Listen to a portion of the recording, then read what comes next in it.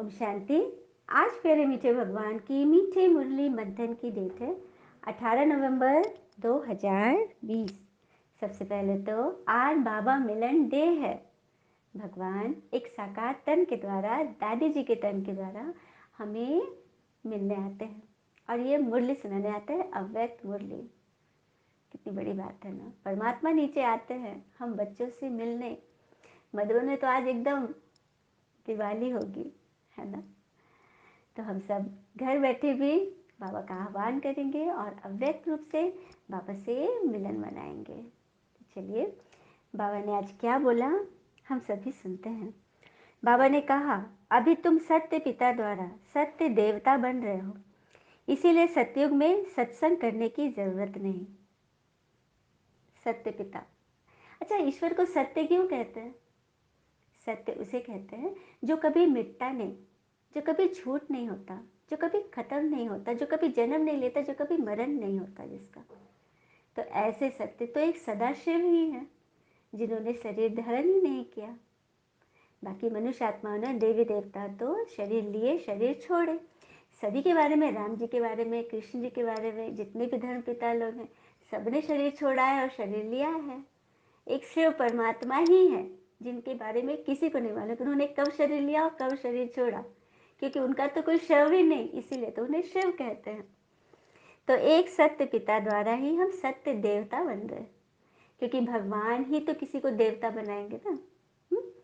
इसीलिए मैं सतयुग में सत्संग करने की जरूरत नहीं, क्योंकि वहां तो हम ऑलरेडी रिवार्डेड हैं, प्रारब्ध पा रहे हैं, भोग रहे हैं। वहां कुछ पुरुषार्थ करने की जरूरत नहीं है। पुरुषार्थ करना है इस संगम पर जो भगवान हमें सिखाते हैं।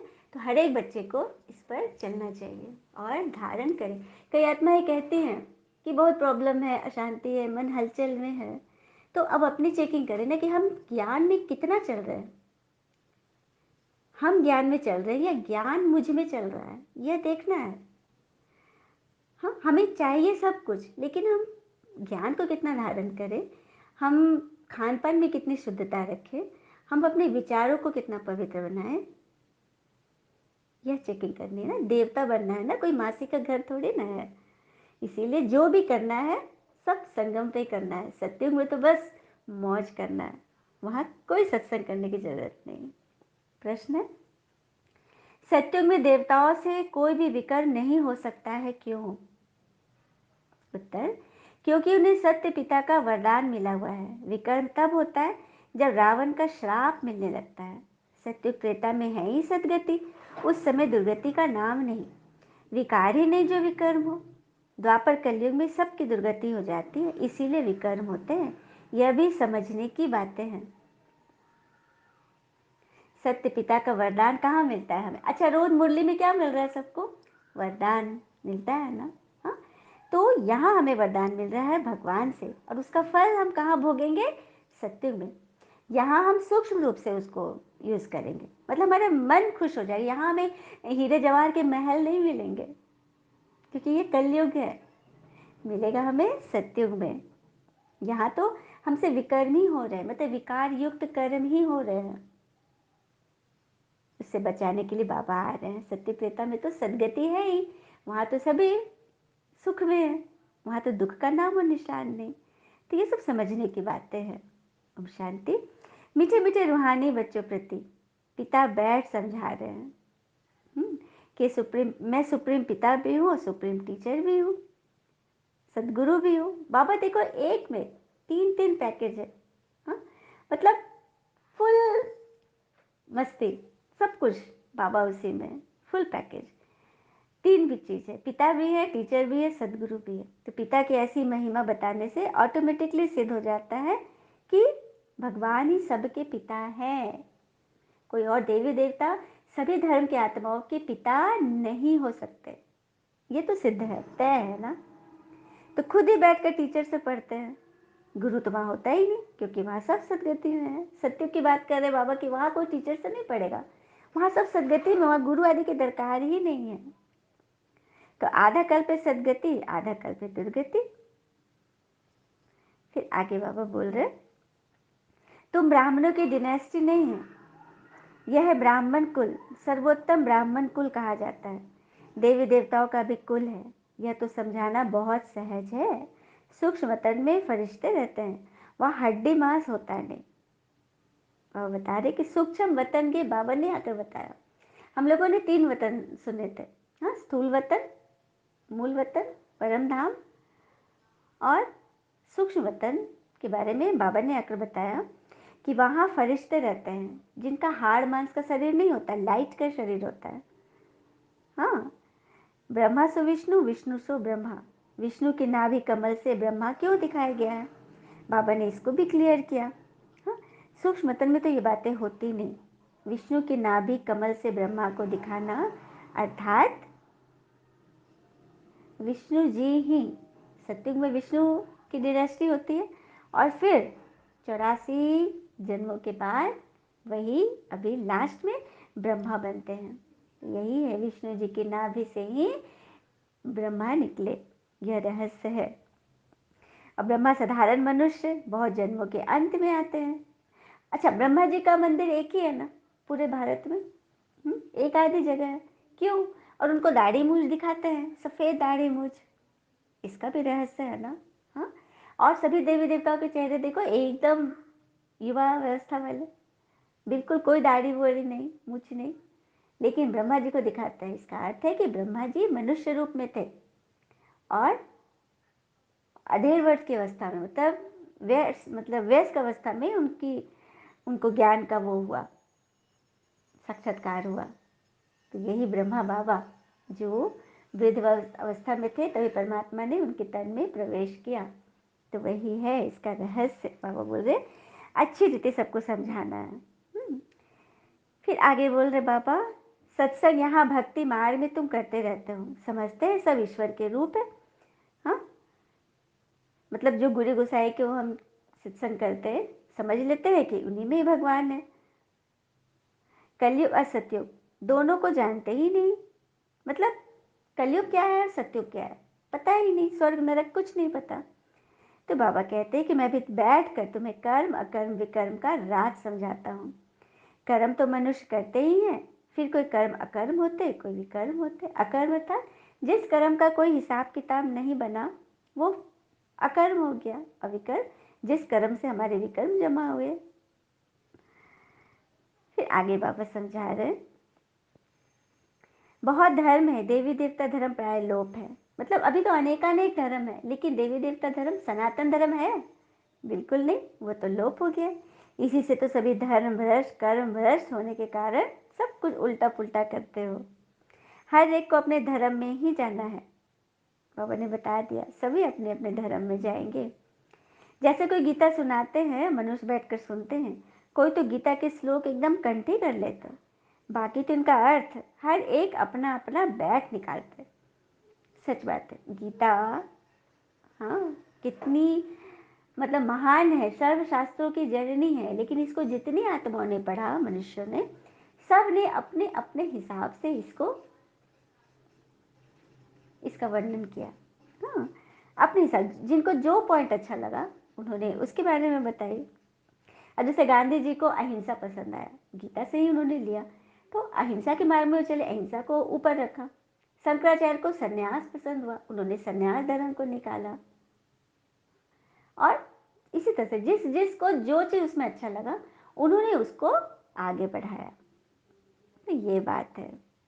फिर आगे बाबा बोल रहे कि तुम विश्व का मालिक बनते हो ना, वहाँ कोई और खंड नहीं होता, नाम निशान गुम हो जाता है।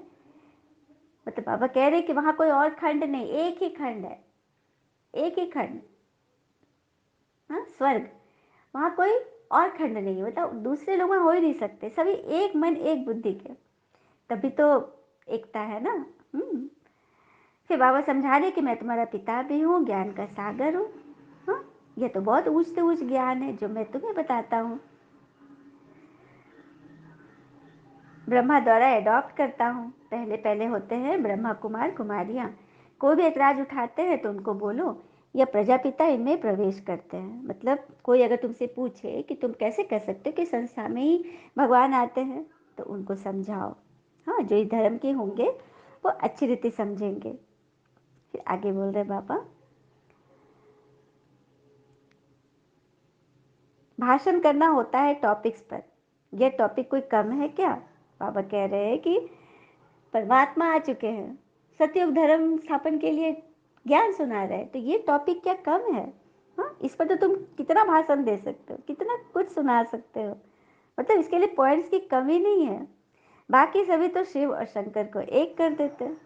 हाँ, अब तुम इसको भी समझा सकते हो कि शिव शिव निराकार है और शंकर तो आकार ही है, उनका तो शरीर है। हाँ, गले में नाग लपेटे, जटा होके बाघ छाल पहने, त्रिशूल लिए, उनका तो आकारी शरीर हमने देखा है। और शिवरात्रि कहते हैं, यदि दोनों एक है तो कभी शंकर रात्रि कह दे, शंकर पुराण कह दे, कभी नहीं, शिवरात्रि शिव पुराण।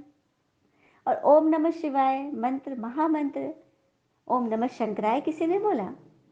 बिल्कुल नहीं। तो यही पर तो यह सिद्ध है कि शिव अलग है, शंकर अलग है। और शिव का पाठ है कल्याणकारी और शंकर है विनाशकारी। तो हर एक बात में यहाँ भिन्नता है, तो फिर दोनों को एक कैसे कर दिया? एक पिता है और एक बच्चा है, तो कहाँ से एक हो गए? तो इन सब बातों को तुम समझते हो तो सबको समझाओ ना, क्योंकि सब भूल कर रहे हैं। हाँ, बाबा हम सबको भूल करने से बचाते हैं। भगवान कहते हैं कि वह लोग फिर बिल्ली के पुंगरे पर बैठ दिखाते हैं।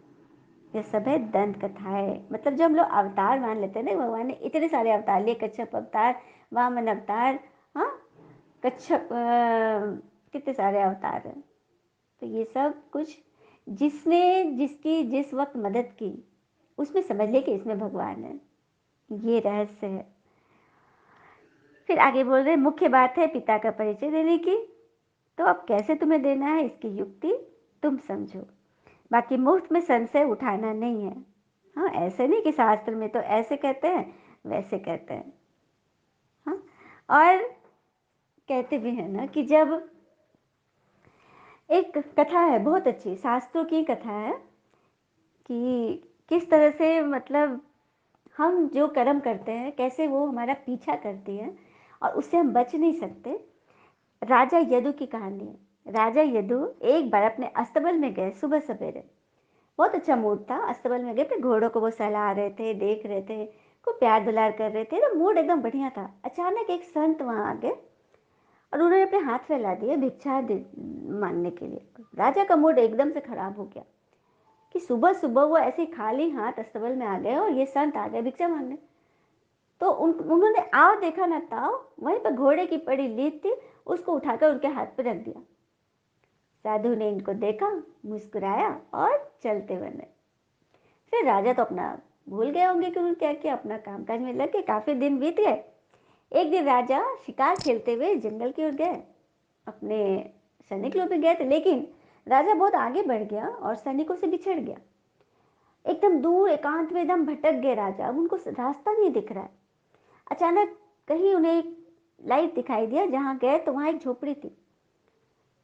तो झोपड़ी के बाहर उन्होंने देखा कि घोड़े की लीद का पूरा भंडार था, एकदम पहाड़ नुमा, पठार जैसा पूरा पड़ा हुआ था झोपड़ी के बाहर, और एक भी घोड़ा नहीं दिख रहा है कहीं भी। तो उनको बड़ा आश्चर्य हुआ। तो वो अंदर से दरवाजा खटकाए तो देखा कि वही महंत जी निकले जो संत उनके पास गए थे। तो राजा बोले कि सो मुझे, मैं रास्ता भटक गया हूँ, मुझे भूख भी लगी है। साधु बोला कि यहाँ तो कुछ भी नहीं है घोड़े की लीद के सिवा, आपको तो यही खाना पड़ेगा। तो बोला ये कैसे मैं खा सकता हूँ? तो बताया कि तो आपका किया हुआ यह कर्म है, क्योंकि अभी राज्य में आप सबका भला करते हैं, सब आपकी तारीफ करते हैं, तो ये बढ़ता जा रहा है, क्योंकि आपने एक गलत कर्म किया तो ये बढ़ रहा है। तो राजा तो डर गया, हाथ जोड़ने लगा कि नहीं नहीं नहीं, मेरे कर्म में फल काटना चाहता हूँ, प्लीज़ मुझे बताइए। तो महंत ने बोला कि आप ऐसा कोई कर्म करें जिससे लोग आपकी निंदा करें, तभी ये घटेगा। अब राजा ने क्या किया, क्या करूं? तो महल, राजमहल में अपने गया, वहां नगर के बीचों बीच, हाँ, कुछ गलत हरकत करने लगे, किसी को मारने पीटने लगे, गाली बकने लगे, एकदम बुरा कर रहे हैं। हाँ, नशे में थे, एकदम अजीब तरह से कर रहे थे, विचित्र टाइप से लग ही रहा था कि ये राजा है, प्रजापालक जो था पहले। तो नगर के लोग सब सोचने लगे राजा को क्या हो गया, और पूरे नगर में उनकी निंदा होने लगी कि राजा तो हमारे गए, इनके राज में तो हम सेफ नहीं हैं, ये तो एकदम बिल्कुल गलत कर रहे हैं। सारे लोग जब निंदा कर रहे थे ना, तो धीरे धीरे धीरे वो लीद साफ हो गया, ढेर साफ हो गया। फिर राजा ने जाकर जब देखा तो देखा कि एकदम साफ है। तो पूछा मंजीत ये कैसे, क्या हो, कहाँ चला गया? तो साधु ने बोला कि जितने लोगों ने तुम्हारी निंदा की उन सब में ये बट गया। आई बात समझ में? यदि हम कुछ अच्छा कर्म करते हैं, हुँ? और उसका पुण्य जमा हुआ और हम निंदा कर दिए, तो वो सब मेरा खत्म हो गया। उसी तरह से कुछ गलत काम कर रहे हैं, हाँ, तो हमारी जब कोई हमारी निंदा कर रहा है, तो वही बात है, हुँ? हमें मतलब निंदा करनी ही नहीं है, गलत कर्म करना ही नहीं, ताकि हमारा वो बड़ा सा कर्म जमा हो जाए। हाँ, तो फिर मुझे कुछ ऐसा करना पड़े, अपने आप को गलत साबित करना पड़े। जैसे कि देखो समझाना चाहूँगी, जैसे कि किसी के साथ कुछ अनबन हो गया, हाँ, और हमने उसके बारे में क्यों क्या करना शुरू कर दिया और लोगों से चर्चाएं कर ली, बताए, हाँ, तो क्या हुआ, मेरा उससे से घोड़े का लील जमा हो गया, क्योंकि हमने गलत किया, हाँ, क्यों क्या किया, तो हमने गलत किया ना, तो मेरा कर्म विकर्म जमा हो गया। तो अब क्या करना है हमको, हमको जानबूझकर अपने आप को, जानते हुए भी कि हम गलत नहीं हैं, फिर भी हमें अपनी गलती माननी है, तभी हमारा वो कर्म कटेगा। बहुत बहुत गहरा रहस्य है, इसे समझना होगा, है ना? अच्छा, मीठे मीठे बच्चे प्रति भगवान की नमस्ते। हम बच्चों की भी प्यारे शिव पिता को नमस्ते, और बाबा दिल से सभी आत्माओं की तरफ से आपको वेरी वेरी गुड मॉर्निंग। धारणा के लिए मुख्य सार है, पहली पॉइंट, कर्म अकर्म और विकर्म की गुह्य गति को बुद्धि में रख अब कोई विकर्म नहीं करने हैं। आई बात समझ में? फिर से समझाऊंगी कि एक तो मेरा पिछला हिसाब जमा है, तभी किसी आत्मा ने अकारण ही मेरे साथ बुरा किया, बुरा व्यवहार किया, कलंक लगाए, ताने दिए, व्यर्थ बोला मेरे बारे में, चुगली की, शिकायत किया, निंदा करी, हाँ, लेकिन हमने क्या किया, स्वीकार नहीं किया, क्यों क्या करते रह गए, गुस्सा करते रह गए, तो मेरा हिसाब तो और चढ़ गया। अब कोई सामने से आया, हमने इसे स्वीकार कर लिया कि हाँ, इस जन्म में हमने गलती नहीं भी की, लेकिन पिछले जन्म का है, तो उसे स्वीकार कर लो, अपनी गलती मान लो, तभी वो हमारा पिछला कर्म का ढेर खत्म होगा, है ना? तो ज्ञान और योग की धारणा करके दूसरे को सुनाना है, पहले खुद में धारण करो। दूसरी पॉइंट, सत्य पिता की सत्य नॉलेज देकर मनुष्यों को देवता बनाने की सेवा करनी है, विकारों के दलदल से सबको निकालना है।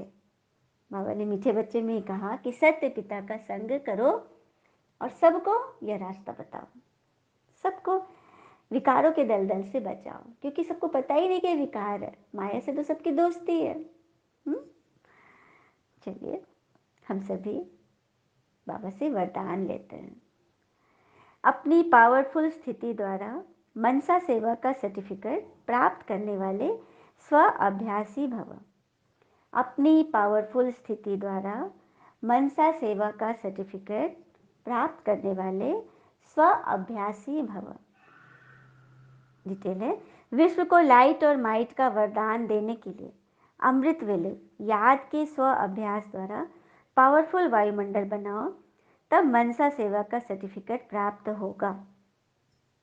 अमृत वेला को पावरफुल बनाने के लिए बाबा कह रहे हैं कि विश्व को लाइट और माइट का वरदान दो।